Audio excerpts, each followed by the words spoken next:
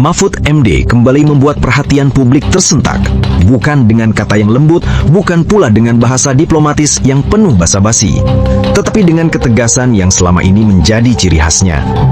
Dalam sebuah pernyataan yang kini viral dan menjadi perbincangan luas, Mahfud MD menegaskan bahwa dirinya sudah muak dengan polemik ijazah Jokowi yang tidak kunjung berakhir.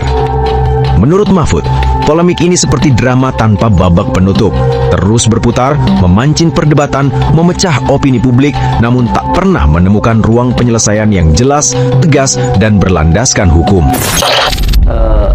Ijazah Jokowi itu tidak usah dicampuri oleh UGM dalam konfliknya. Saya bilang UGM cukup menjelaskan bahwa sebagai universitas dia pada tahun 85 telah mengeluarkan ijazah resmi kepada orang bernama Joko Widodo. Titik. Ya. Tidak usah menjelaskan apakah yang sekarang diributkan di luar itu asli atau tidak. UGM tidak usah ikut-ikut. Ya. Bagi UGM itu bilang gini aja, kami sudah mengeluarkan yang asli, yang resmi. Kalau kemudian ada yang memalsukan atau ijazah itu digunakan oleh Jokowi lain, itu bukan urusan UGM, itu urusan pengadilan. Nah, sekarang pengadilannya udah berjalan, silakan aja nanti pengadilan yang memutus, kan gitu kan. Nah, sekarang terkait Roy Suryo, ya, Roy Suryo itu sekarang jadi tersangka. Kita tidak tahu persis kan, itu karena apa sih? Karena menuduh ijazah Jokowi palsu, atau karena soal lain? Misalnya menimbulkan keonaran, menimbulkan kegaduhan, membuat berita bohong atau apa?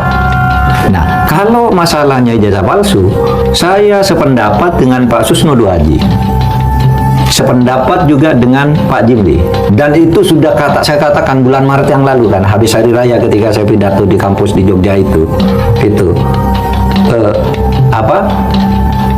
kalau itu mau dibawa ke pengadilan, Roy Suryo itu ada dua. Satu, pengadilan tuh harus membuktikan ijazah itu benar asli atau tidak, iya kan?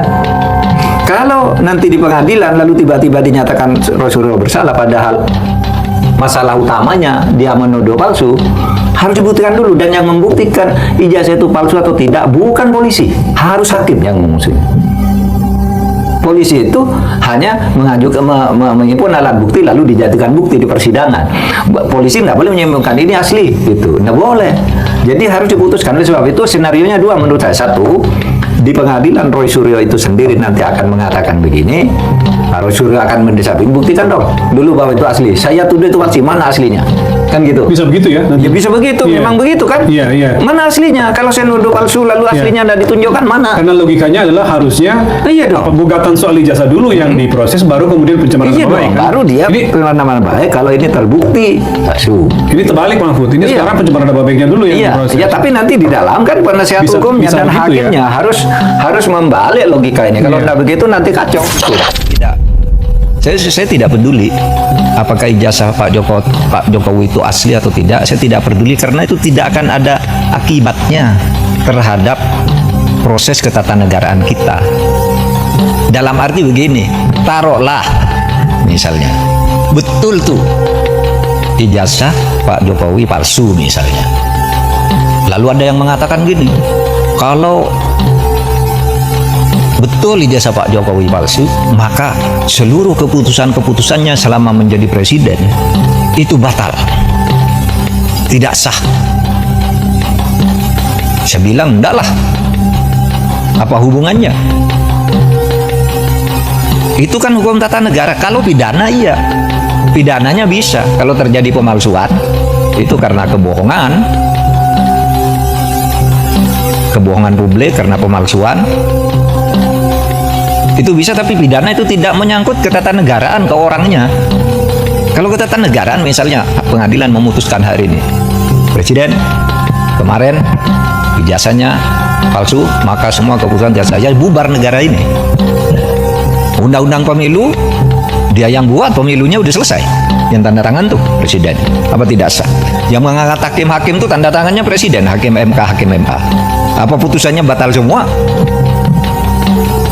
Ya, teman-teman, kembali lagi bersama saya di channel ini. Kita sudah menyaksikan cuplikan video yang menarik Nah, jadi kita coba lihat teman-teman satu persatu komentar para netizen ini, bagaimana dengan respon mereka ya dengan kasus-kasus yang korupsi yang sudah merajalela, bahkan kasus ijazah pun masih belum beres, muncul lagi terkait dengan kasus korupsi para pejabat teman-teman. Bahkan seorang kejaksaan muda, yaitu seorang Japitsus Febri Adiasa, juga diduga ya melakukan ditetapkan sebagai tersangka dalam kasus korupsi. Nah, kemudian dikatakan oleh netizen, kejar terus ungkap semua yang terlibat. Ya, moga-moga berita ini benar ya. Jokowi memang harus disita, dan bukti telah nyata bahwa Jokowi menyalahgunakan wewenang. Kalau sudah ada bukti, ya harus ditangkap saja. Masyarakat hidup semakin susah, koruptor harus ditangkap, tidak usah pandang bulu. Ya, kemudian bahwa Jokowi CS harus diadili. Artinya bahwa apa yang dikatakan oleh netizen ini, apa yang disampaikan oleh para netizen ini, bahwa memang hal ini harus diusut tuntas, harus di-clearkan atau diselesaikan dengan ya sesuai dengan hukum yang berlaku. Kemudian Pak Prabowo jangan takut dengan mafia tangkap yang terlibat. Jokowi, Luhut, semua yang terlibat harus disidik, terbukti baru dihukum mati.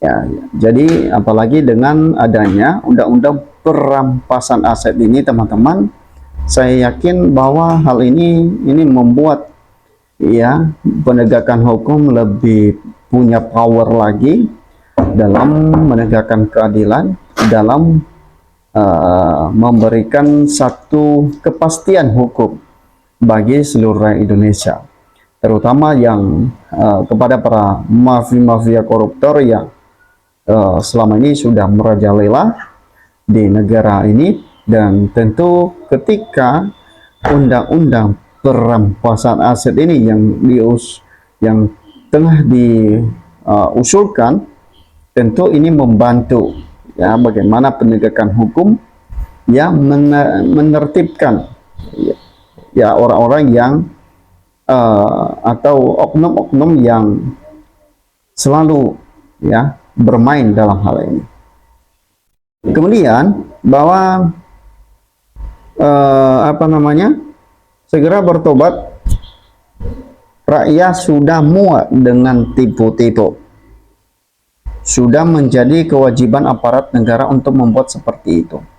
Makanya undang-undang perampasan aset koruptor segera ditertibkan, bila perlu turunkan perpres ya. Kalau DPR masih keberatan, berarti di dalam ada yang tidak beres.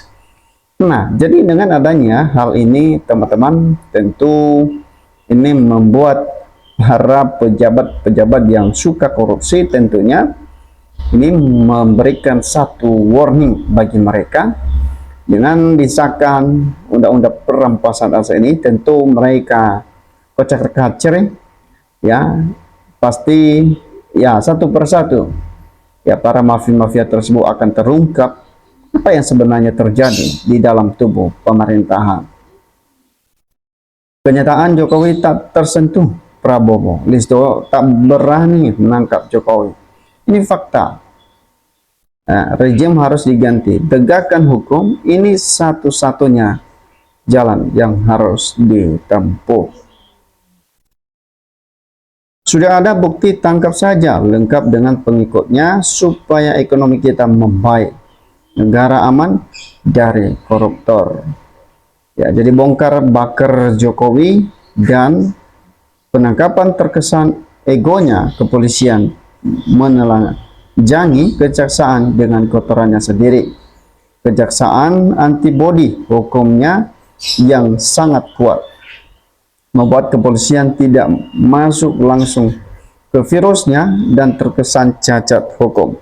Begitu juga dengan kejaksaan ingin menelanjangi oknum-oknum kepolisian ya sangat sulit karena ya BAP awalnya kepolisian yang menentukan jadi pejabat-pejabat polisi dan jaksa dipastikan kebal hukum.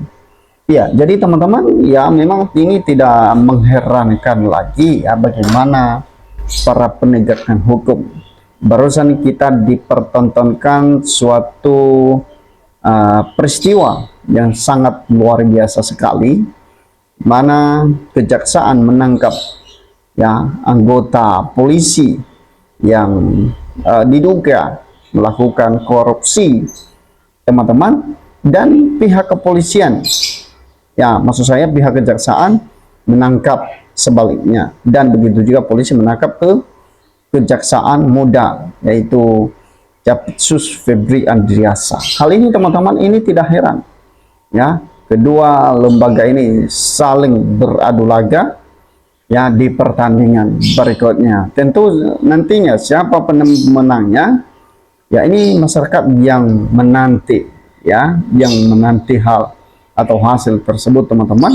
Apakah memang kejaksaan dalam hal ini berani menegakkan keadilan, atau memang kepolisian berani mengungkapkan kasus korupsi yang sedang dia tangani, dan begitu juga sebaliknya. Nah, hal ini teman-teman ini tidak heran lagi ya, dimana penegakan hukum kita ini sepertinya seperti yang disampaikan oleh netizen bahwa ya kedua ya, atau memang ada sebagian oknum-oknum tersebut dikatakan kebal hukum. Ya, itu saja teman-teman. Bagaimana menurut Anda? Berikan komentar Anda. Sampai ketemu di postingan.